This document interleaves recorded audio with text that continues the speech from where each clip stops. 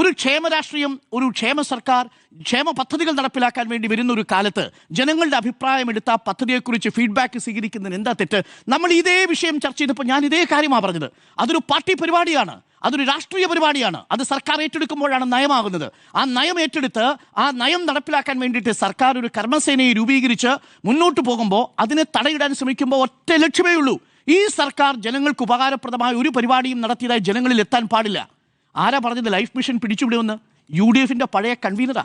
Life mission ഇന്നത്തെ ദിവസം എത്ര വീട് കൊടുത്തെന്നറിയാമോ? 5,364,000, 6 ലക്ഷത്തിലധികം ആളുകളുടെ അപേക്ഷ.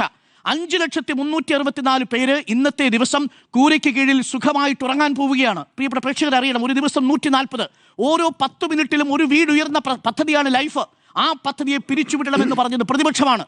ഇന്നിപ്പോ വയനാട് തുരങ്കപാതയുടെ 2ാമത്തെ ക്ലിയറൻസ് കിട്ടി. ഞങ്ങൾ അധികാരത്തിൽ വന്നാൽ തുരങ്കപാതയൊന്നും ഞങ്ങൾ സമ്മതിക്കത്തില്ല കേട്ടോ എന്ന് പറഞ്ഞത് ഇപ്പോഴത്തെ പ്രതിപക്ഷ നേതാവാ.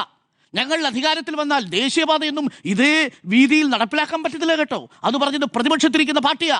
ഞങ്ങൾ അധികാരത്തിൽ വന്നാൽ കിഫ്ബി അടക്കമുള്ള പദ്ധതികളുണ്ടല്ലോ, അതൊന്നും ഞങ്ങൾ അനുവദിക്കത്തില്ല കേട്ടോ. അതിനുശേഷം ഒടുവിൽ കിഫ്ബിയെ കുറിച്ച് പറയുമ്പോൾ രമേശ് ചെന്നിത്തല കിഫ്ബിയെ ഞങ്ങൾ എതിർക്കുന്നില്ല എന്നുള്ളതാണ്. സർക്കാർ കൊണ്ടുവരുന്ന പദ്ധതികൾ ഓരോന്നിനെയും തുരങ്കം വയ്ക്കാൻ മാത്രം ശ്രമിച്ചുകൊണ്ടിരിക്കുന്ന പ്രതിപക്ഷത്തെ ഇന്ന് സർക്കാർ വിശേഷിപ്പിച്ചത് നശീകരണ പ്രതിപക്ഷമെന്നാണ്. അതാണ് ക്രിയാത്മകമാകേണ്ട പ്രതിപക്ഷം. നശീകരണ പ്രതിപക്ഷമായി മാറിയതിൻ്റെ ഏറ്റവും ഒടുവിലത്തെ ഉദാഹരണമാണ് ഈ സർവേയുമായി ബന്ധപ്പെട്ടുകൊണ്ട് ഇന്ന് സുപ്രീം കോടതിയിൽ നിന്ന് കിട്ടിയ തിരിച്ചടി. സുപ്രീം കോടതി എന്താ പറഞ്ഞത്? ക്ഷേമ സർക്കാരിന് ഈ ജനങ്ങളിൽ നിന്ന് അഭിപ്രായം സ്വീകരിക്കാൻ അവകാശമുണ്ട്.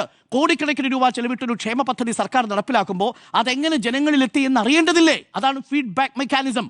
ഗവേണൻസിന്റെ ഏറ്റവും പുതിയ രീതി തന്നെയാണത്. അത് പണ്ട് കാലങ്ങളിൽ അങ്ങനെയല്ല, നിങ്ങൾക്ക് കണ്ടറിയാം. പക്ഷെ ഇത് കണ്ടറിയാൻ പോലും പ്രതിപക്ഷം നിയമസഭയിൽ ഇത് പറയാൻ അനുവദിക്കുന്നില്ലല്ലോ. പ്രതിപക്ഷം ഒരൊറ്റ ചോദ്യം ചോദിച്ചതിന്റെ വല്ല ആവശ്യമുണ്ടോ? ഈ സർക്കാർ നടപ്പിലാക്കിയ ജനക്ഷേമ പദ്ധതികൾ ഏതൊക്കെയാണെന്ന് ചോദിച്ചാൽ പ്രതിപക്ഷം അത് കേട്ടുകൊണ്ടിരിക്കുന്നതാണ്. കേരളത്തിലെ ഒരു പ്രതിപക്ഷ MLA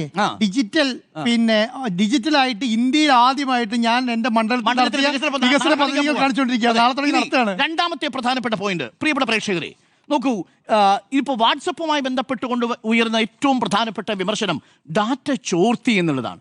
ഡാറ്റ ആർക്ക് ചോർത്തി എന്നാണ് പറയുന്നത്? ഒരു സർക്കാരിൻ്റെ തലവനായ മുഖ്യമന്ത്രി IPRDയും IT മിഷനും ചേർന്ന് ജനങ്ങളിലേക്ക്, പ്രത്യേകിച്ച് സർക്കാർ ജീവനക്കാരുടെയും പെൻഷൻകാരുമായി ബന്ധപ്പെട്ട വളരെ പ്രധാനപ്പെട്ട സ്പാർക്കിലെ ഒരു വിവരം അറിയിക്കുന്നു. എന്താണ് സ്പാർക്ക് ചെയ്യുന്ന പ്രധാനപ്പെട്ട കാര്യങ്ങൾ?